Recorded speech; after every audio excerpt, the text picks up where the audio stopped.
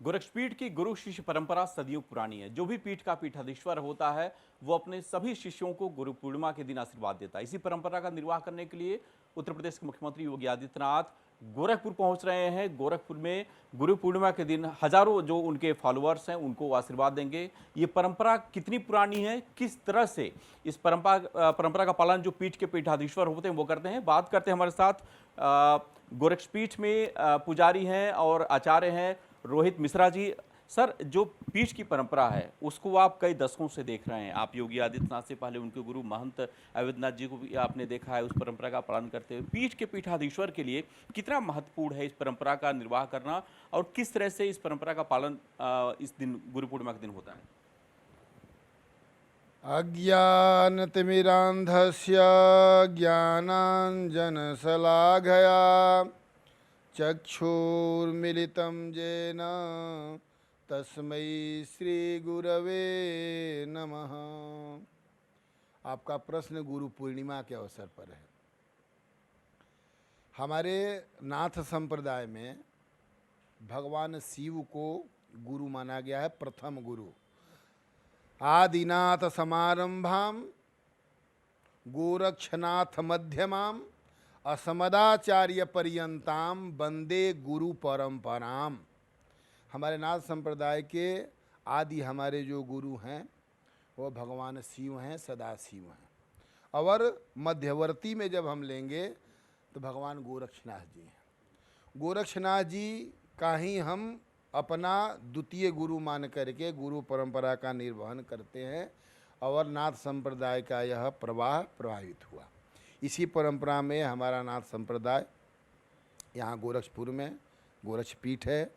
गोरक्षपीठ के पीठाधीश्वर जो भी पदासीन पीठाधीश्वर होते हैं अपने पूर्वाचार्य गुरुओं का निरंतर पूजन करते हैं, अर्चन करते हैं, उनसे आशीर्वाद प्राप्त करते हैं और जन कल्याण की भावना को अग्रसारित करने के लिए अपने गुरु के द्वारा बताए हुए मार्ग का अनुसरण करके जन सामान्य की सेवा करते हैं।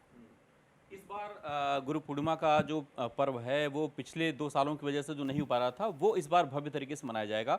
योगी जी जब इस भूमिका में होते हैं तो किस तरह से तिलक पूजन होता है, क्या क्या पूरा कार्यक्रम होता है, आप लोग वहाँ पे होते हैं, कैसे पूरा ये विधि विधान संपन्न किया जाता है? देखिए, सर्वप्रथम तो प्रातःकालीन भगवान गोरक्षनाथ जी का विशेष पूजन होता है। विशेष पूजन करके और गुरुओं की जो श्रृंखला है, पंक्ति है, उन गुरुओं के आसन में उनके समाधि पर अनेक प्रकार का जो हमारा पूजन विधि है उस पूजन विधि के द्वारा पूजन संपन्न होता है। और पूजन संपन्न होने के बाद ये निराकार ब्रह्म की उपासना होती है। गुरु के रूप में जो पद पर पदासीन पीठाधीश्वर होते हैं वो अपने पूर्वाचार्यों को निराकार रूप में स्मरण करके उनसे शक्ति शौर्य अर्जित करते हैं। अब चूँकि प्रजा है, प्रजा के पालक वर्तमान पीठाधीश्वर होते हैं, तो वर्तमान पीठाधीश्वर की पूजा आम जनमानस जो हिंदू जनमानस है वह उनकी पूजा करती है। क्योंकि आप जानते हैं हमारे यहाँ शास्त्रों में कहा गया है जीव और ईश्वर। हमारी सामान्य जनता जीव है और ईश्वर के रूप में पीठाधीश्वर जी होते हैं। इसीलिए जीव यानी मनुष्य उस परमात्मा रूपी पीठाधीश्वर के पास जाता है और उनसे आशीर्वाद प्राप्त करता है और वो सबको आशीर्वाद देते हैं। उनके जीवन काल में, उनके जीवन समय में आनंद हो, अपने जीवन को अच्छे ढंग से व्यतीत करें, इसके लिए पीठाधीश्वर आशीर्वाद देते हैं। और जनमानस आशीर्वाद प्राप्त करने के लिए, शुभाशीष लेने के लिए, शुभांचित होने के लिए आश्रम में जाता है। आश्रम में उनके द्वारा आशीर्वाद प्राप्त होता है। दक्षिणा का भी उसमें प्रावधान होता है, दक्षिणा भी चढ़ाया जाता है। देखिए, हमारे यहाँ दक्षिणा का कोई स्वरूप नहीं है। मनसा बचसा कर्मणा, मन से, वचन से, कर्म से जिन्होंने अपने गुरु को समर्पित कर दिया, अपने जीवन को ही समर्पित कर दिया, तो फिर उसमें दक्षिणा का कोई विषय नहीं आता है। अब हमारे यहाँ शास्त्र में ये भी कहा गया है रिक्त पाणी न गंतव्य। अपने से श्रेष्ठ के पास, अपने से विद्वान के पास, अपने से ऊंच व्यक्ति के बाद खाली हाथ नहीं जाता है, खाली हाथ नहीं जाना चाहिए। ये सिद्धांत है, शास्त्र का वचन है। इसलिए जो भी जनमानस, जो भी लोग, जो भी सेवक अर्चक आते हैं तो कोई पुष्प लेकर के आता है, कोई मीठा लेकर के आता है, कोई दक्षिणा देता है, कोई वस्त्र देता है, लेकिन डिमांड किसी विषय का नहीं रहता है कि ये होना चाहिए। वहाँ क्या होना चाहिए? श्रद्धया, श्रद्धा से समर्पित होकर के उस वर्तमान पीठाधीश्वर को नतमस्तक होकर के उनसे आशीर्वाद प्राप्त करने का वो क्रम गुरु पूजन होता है। बिल्कुल, आशीर्वाद लोग प्राप्त करते हैं। हालांकि जो चीजें वहां पे चढ़ाई जाती हैं गुरु को, वो गुरु के द्वारा फिर उनको अपना आशीर्वाद समझ करके वापस भी कर दी जाती हैं। और हमारे साथ एक और मंदिर के शास्त्री प्रवीण शास्त्री जी हैं, जो पिछले कई सालों से आप पीठ से जुड़े हैं। पूजा विधि में भी आप शामिल होते हैं योगी जी के साथ, और जब ये गुरु पूर्णिमा होती है उसमें भी आप होते हैं। कितना लोगों में एक जुड़ाव इस पर्व को लेकर के होता है और कितना इंतजार होता है, क्योंकि आप सभी तो पीठ के अनुयायी हैं, योगी जी के आप अपने आप को भक्त बोलते हैं, तो कितना इस दिन का इंतजार होता है अपने गुरु की पूजा करने का, उनसे आशीर्वाद लेने का? देखिए, सनातन धर्म हमारी गुरुकुल की परंपरा, हमारी संस्कृति, हमारा सनातन धर्म ये शुरू से सिखाता रहा है कि गुरुर् ब्रह्मा गुरुर्विष्णु गुरुदेवो महेश्वरा गुरुर् साक्षात परम ब्रह्म तस्मै श्री गुरुवे नमः। और ये क्षण भी गुरु पूर्णिमा पे, चूँकि आपका चैनल आपके माध्यम से इस पे सवाल कर रहा है, तो हमारे लिए भी क्षण ऐसा है कि गुरु भी हमारे बगल में बैठे हैं और गुरु के महत्व को भी बताना है। देश विदेश में गुरु और शिष्य की जो परंपरा होती है, ये एक दोहा है कबीरदास जी का, उसमें दिया है कि गुरु गोविंद दोऊ खड़े काको लागे पाए बलिहारी गुरु आपने गोविंद जी बताया। तो गुरु का जो दर्जा है वो भगवान से भी श्रेष्ठ माना गया है, क्योंकि हम धरती पे ईश्वर को देख नहीं रहे लेकिन गुरु को साक्षात महसूस करते हैं। तो पूज्य महाराज जी की हम लोग तो 2006 से जहाँ तक देख रहे हैं कि ब्रह्मलीन अवैधनाथ जी महाराज थे, उनके भी देश विदेश में जितने शिष्य थे, तो बड़ा गुरु शिष्य का रिश्ता जो है बड़ा पवित्र हमारा धर्म और ग्रंथ ये दर्शाया है कि वस्त्र जब गुरु पूर्णिमा आती है, कहीं कहीं ये महर्षि वेदव्यास जी के उससे जोड़ा जाता है, उन्हीं को महत्व दिया गया है, इसका व्यास पूर्णिमा भी कहा जाता है। तो गुरु आप जितना सक्षम है, गुरु पूर्णिमा का दिन गुरु के लिए बहुत विशेष होता है और शिष्य के लिए बड़ा वो खुशनुमा पल होता है, एक मुहूर्त होता है अपने आप में। तो वस्त्र आभूषण फल इत्यादि जो भी आपके पास सामर्थ्य है, इस दिन गुरु की विधिवत पूजा करनी चाहिए। और गुरु जब पूज्य योगी आदित्यनाथ जी महाराज जैसा संत हो और उनके शिष्य देश विदेश में हो, तो इस शुभ के और बड़ा ऐसे क्षण का इंतजार तो वो बेसब्री से सालों से करते हैं। जब ऐसा क्षण आता है तो जो जहाँ पे उनके भक्त हैं, शिष्य हैं, वहाँ से आकर फल आभूषण जितनी उनके सामर्थ्य होती है उस अनुसार उनका पूजन करते हैं, उनका आशीर्वाद लेते हैं।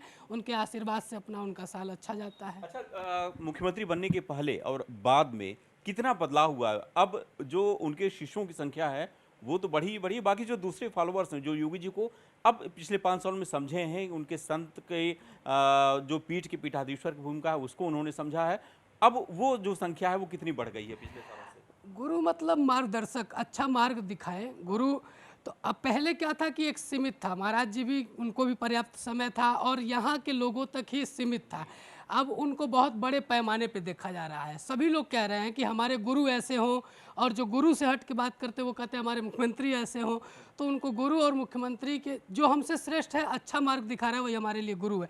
तो कई ऐसे फॉलोअर्स उनके हैं जो देश विदेश में हैं, जो उन तक नहीं पहुंच पा रहे हैं, वो भी उनको गुरु अपना मान रहे हैं, वहीं से उनके अनुयायी बन के उनकी प्रार्थना करते हैं, वहीं से उनकी पूजा करते हैं। क्योंकि भाव मिच्छन्तु देवता, अगर भाव है तो आप दूर से भी गुरु की पूजा कर सकते हैं। तो बहुत बड़ी संख्या में उनके शिष्यों की संख्या बढ़ी हुई है मुख्यमंत्री बनने के बाद, क्योंकि उनका जनाधार बढ़ता गया है, बहुत बड़े पटल पे ये गया है, चाहे वो राजनीतिक माध्यम हो चाहे कुछ भी। और नाथ संप्रदाय खुद पूरे विश्व में फैला हुआ है, और नाथ संप्रदाय के जितने, चूँकि नाथ संप्रदाय के सबके गुरु होने के नाते नाथ संप्रदाय के गुरु हो ही गए, उनके शिष्य पूरे हो ही गए, लेकिन हमको लगता है कि 10% उनके शिष्य ऐसे हैं जो यहाँ उपस्थित हो पाते हैं।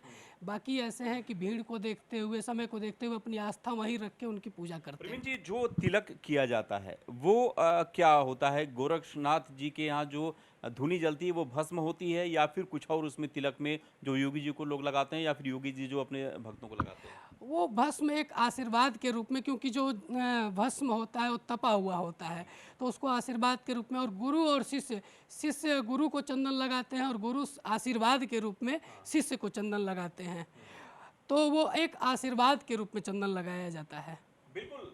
तो योगी आदित्यनाथ इसी पर्व को पूरी तरह से पीठ में संपादित करने के लिए गोरखपुर आ रहे हैं। 3 दिन का उनका दौरा है, जिसमें मुख्य रूप से गुरु पूर्णिमा के दिन जो लगभग 5000 से अधिक उनके फॉलोअर्स हैं जो पीठ पहुंचते हैं, उनको वो आशीर्वाद देते हैं। हालांकि कोविड की वजह से भी 2 सालों तक ये पर्व पीठ में मनाया तो गया, लेकिन बेहद सादगी के साथ और कुछ लिमिटेड लोगों के साथ। लेकिन इस बार जब सब कुछ सामान्य है, तो इस बार तमाम लोगों को आमंत्रित किया गया है। लोगों को दिग्विजयनाथ सभागार जो पीठ के अंदर है, वहाँ पे आमंत्रित किया गया है। लगभग 2 घंटे का पूरा कार्यक्रम होगा। इसमें मुख्यमंत्री योगी आदित्यनाथ पीठ के पीठाधीश्वर की भूमिका में होंगे। जो उनके फॉलोअर्स होंगे, जो उनके भक्त होंगे, नाथ योगी होंगे, उनको वो तिलक करेंगे, और जो उनके शिष्य हैं वो उनको तिलक करके उनका आशीर्वाद लेंगे। सदियों से परंपरा गोरक्ष पीठ में नाथ योगी निभाते चले आए हैं, और जो पीठ के पीठाधीश्वर होते हैं वो इस परंपरा का निर्वाह करते हैं।